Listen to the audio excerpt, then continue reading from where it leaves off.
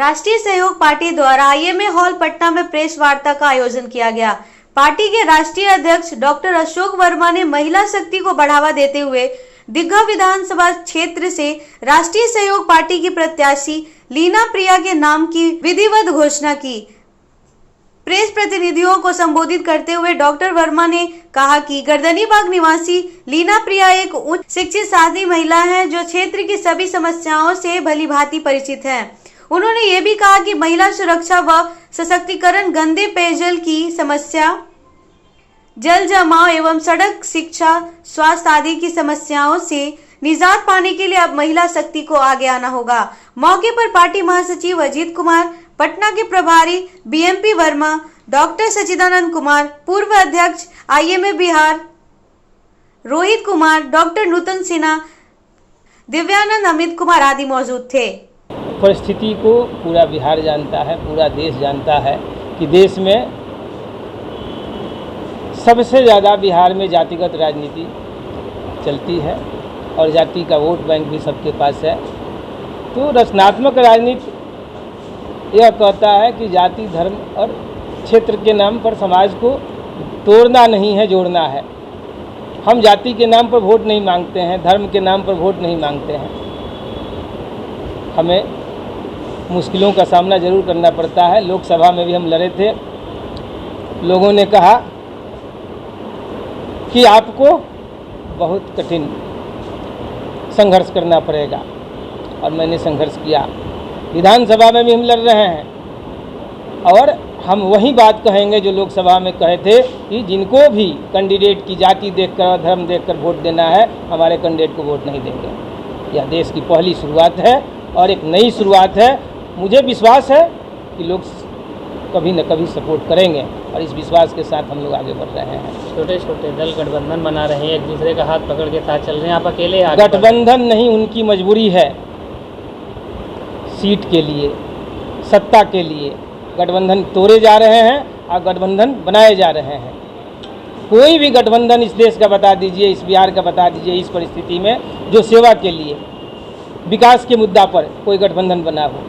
आप सब लोग जानते हैं, हम किसी का नाम नहीं लेंगे, लेकिन गठबंधन उनकी मजबूरी है और उस मजबूरी को समाज के लोग परख रहे हैं, जान रहे हैं। हम किसी गठबंधन में जा सकते थे लेकिन हम नहीं गए, इसलिए कि हमारा जो कंसेप्ट है, हमारा जो विचारधारा है, उस विचारधारा से किसी को तालमेल नहीं। उनको कुर्सी चाहिए, हम कुर्सी के लिए नहीं, हम सेवा के लिए। हमको उनको सत्ता चाहिए, हमें सेवा करना है और सेवा करना है। हमें विश्वास है कि इस सेवा के कार्य को भी लोग स्वीकार करेंगे, कमिंग फ्यूचर में स्वीकार करेंगे और निश्चित रूप से राष्ट्रीय सहयोग पार्टी इस रचनात्मक राजनीति को स्थापित करने में सफल होगी। और कहाँ का उम्मीदवार उतारेंगे, पटना में और दूसरी जगह? पटना में तीनों सीट पर उतारेंगे और सिवान, छपरा, गोपालगंज में मैक्सिमम सीटों पर हमारे कैंडिडेट होंगे। बांका में 2 सीट पर होंगे, आरा में 3 सीट पर होंगे, मुजफ्फरपुर में 2 सीट पर होंगे। इस तरह 60 सीटों पर हम उम्मीदवार उतार रहे हैं। मैडम, पटना से उम्मीदवारी आपको यही है, बड़े नेता दिग्गजों से, भाजपा से आपका मुकाबला है, कैसे लड़ेंगी? मैं काम करूंगी और मैं ये नहीं सोचूंगी कि मेरा मुकाबला है। मैं सिर्फ और सिर्फ अपने काम पे कंसंट्रेट करूंगी और मैं जो जनता के लिए जो करना चाहिए, ज़मीन पे उतरना कर करना चाहिए, ज़मीन से सोच करके करना चाहिए और वो मैं सोचूंगी। चूँकि मैं शिक्षिका हूँ और शिक्षित भी हूँ और मैं उनकी सारी सुविधाओं को ध्यान में रखते हुए और उतर करके काम ज़मीन पे उतर के और ज़मीनी तौर पे करूँगी। मैं ये नहीं सोच रही हूँ कि मेरा मुकाबला इतने बड़े बड़े बिरले से, ये मैं नहीं सोचती। मैं सिर्फ और सिर्फ काम करूँगी, बाकी सब जनता के हाथ में। क्या कुछ दीघा में ऐसी समस्याएं हैं जिसको आप दूर करना चाहती हैं, नहीं हुआ है अभी तक वर्तमान विधायक के नेतृत्व? समस्याएं ही समस्याएं हैं। समस्याएं, आप घर से निकलिए, दीघा विधानसभा क्षेत्र में आप जहां भी जाइए, आपको सिर्फ और सिर्फ गड्ढे ही मिलेंगे। मैं 20 साल से गर्दनीबाग में रह रही हूँ, 20 साल से मैं देख रही हूँ। आप